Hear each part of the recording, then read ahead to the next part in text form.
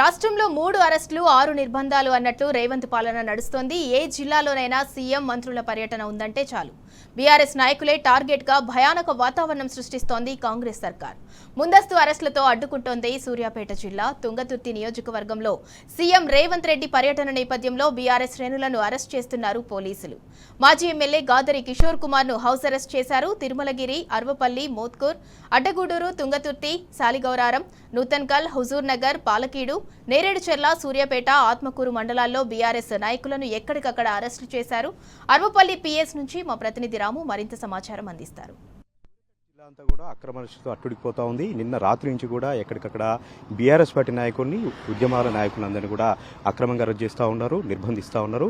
తుంగతుర్తి నియోజకవర్గ కేంద్రానికి సంబంధించినటువంటి మండల కేంద్రంలో అయితే వందలాది మంది పోలీసులతో కవాతు నిర్వహిస్తూ ఉన్నారు. ఎక్కడ చూసినా పోలీసులు మనకు కనపడుతూ ఉన్నారు, ఎక్కడ చూసినా కూడా నిర్బంధాలు మనకు కనపడుతూ ఉన్నాయి. ఈరోజు తిరుమలగిరి మండల కేంద్రంలో సీఎం రేవంత్ రెడ్డి సభ నేపథ్యంలో ఎక్కడికక్కడ కూడా నిర్బంధాలు చేస్తూ అరాచకం చేస్తూ ఉన్నారు. నియోజకవర్గ కేంద్రాలతో పాటు పక్కనటువంటి సూర్యాపేట నియోజకవర్గంలో కూడా, పక్కనటువంటి హుజూర్నగర్ నియోజకవర్గంలో, కోదా నియోజకవర్గంలో కూడా ఎక్కడికక్కడ వందలాది మంది బీఆర్ఎస్ పార్టీ కార్యకర్తలు, నాయకులందరినీ కూడా అరెస్ట్ చేసి ఆయా పోలీస్ స్టేషన్లో బంధిస్తున్నటువంటి పరిస్థితిని కూడా మనం చూస్తా ఉన్నాం. ప్రస్తుతం మనం తుంగతుర్తి నియోజకవర్గంలో అరవపల్లి పోలీస్ స్టేషన్ ఉన్నాం. ఇక్కడ చాలా మంది బీఆర్ఎస్ పార్టీ కార్యకర్తలు, నాయకులందరినీ కూడా అరెస్ట్ చేసి నిర్బంధించినటువంటి పరిస్థితిని మనం చూస్తూ ఉన్నాం. రేవంత్ రెడ్డి వస్తున్నటువంటి క్రమంలో ఇక్కడ ఉన్నటువంటి రైతాంగం, బీఆర్ఎస్ పార్టీ నాయకులు ఒకటే డిమాండ్ చేశారు. తుంగతుర్తి నియోజకవర్గంలో 1,45,000 ఎకరాలకు కాళేశ్వరం గోదావరి జలాలు పుష్కలంగా అందించారు కేసీఆర్ గారు. ఇప్పుడు మీరు ప్రభుత్వంలోకి వచ్చారు కాబట్టి రైతులతో మానవతా దృక్పథంతో ఇక్కడ ఉన్నటువంటి పొలాలకు నీరు అందించాలని కూడా పదే పదే వాళ్ళు విజ్ఞప్తి చేస్తూ వస్తూ ఉన్నారు. ఇంత నిర్బంధ పరిస్థితులు తుంగతుర్తిలో మేము ఎప్పుడు చూడలేదంటూ కూడా వ్యాపార సంస్థలు, అదేవిధంగా స్కూల్స్ అంతా కూడా వాళ్ళు ముచ్చడించుకుంటున్నారు, మాట్లాడుకుంటున్నారు. ఈ నేపథ్యంలోనే అరెస్ట్ అయినటువంటి బీఆర్ఎస్ పార్టీ కార్యకర్తలు, బీఆర్ఎస్వి విద్యార్థి నాయకులు మనతో ఉన్నారు. వారితో మనం మాట్లాడదాం. ఎప్పుడైనా చూసారంటే ఇంత నిర్బంధం? ఎందుకు ఇంత భయపడుతూ ఉన్నారు రేవంత్ రెడ్డి? మీరు నీళ్ళు ఏమని అడిగారు, నీళ్ళు ఇవ్వకుండా మిమ్మల్ని అరెస్టులు చేసి బ్రేక్ఫాస్ట్ పెట్టకుండా వివిధ పోలీస్ స్టేషన్ చెప్తా ఉన్నారు. ఎట్లా అనిపిస్తూ ఉంది? రేవంత్ రెడ్డికి ఏం చెప్తాం? ఇప్పుడు రేవంత్ రెడ్డి గారికి మేము ఒకటే చెప్తున్నాం, ఈ రాష్ట్ర ముఖ్యమంత్రిగా రైతుల యొక్క బాగోగులు చూసుకోవాలని చెప్పినాం. అదేవిధంగా ఈ 10 ఏళ్ళు శాసనసభ్యులు ఉన్న మా మాజీ డాక్టర్ గాదర్ కిషోర్ కుమార్ కూడా తుంగతుర్తికి నీళ్లు వచ్చిన తర్వాత సీఎం రేవంత్ రెడ్డి గారు సభ పెట్టమని చెప్పినాం. కానీ నీళ్లు ఇవ్వకుండా ముందుగా రైతులను మాకు పక్క మీద మేము పొలానికి పోతుంటే అక్రమంగా పొలం కాడికి వచ్చి అరెస్ట్ చేసి ఎటువంటి ఇన్ఫర్మేషన్ ఇవ్వకుండా, మా తల్లిదండ్రులకు చెప్పకుండా, ఎవరికి చెప్పకుండా తీసుకొచ్చి ఇక్కడ ఉంచారు. ఇక్కడ నుంచి మళ్ళీ ఏ టైంకు ఏడు తీసుకుపోతారో, ఏ సెన్షన్ తీసుకుపోయి ఏం చేస్తారో అనేది మాకు చాలా భయంగా ఉంది. మా కుటుంబ సభ్యులకు కూడా కనీసం మేము అరెస్ట్ అయిన ఇన్ఫర్మేషన్ కూడా ఇవ్వలేదు. ఖబర్దార్ రేవంత్ రెడ్డి, మాకు క్షమాపణ, తుంగతుర్తి ప్రజలకు క్షమాపణ చెప్పిన తర్వాతనే ఈ తుంగతుర్తి గడ్డ మీద అడుగు పెట్టాలి. నీళ్లు పుష్కలంగా ఉన్నాయి, నీళ్లు వెంటనే మా తుంగతుర్తి ప్రజానికానికి నీళ్లు ఇవ్వాలని డిమాండ్ చేస్తా ఉన్నాం. ఇప్పటి వరకు 3 రాజకీయ హత్యలు జరిగాయండి తుంగతుర్తి నియోజకవర్గంలో. బీఆర్ఎస్ పార్టీ ప్రభుత్వంలో గాదర్ కిషోర్ కుమార్ గారు గెలిచినప్పుడు ఒక్క గొడవ కూడా జరగలేదు.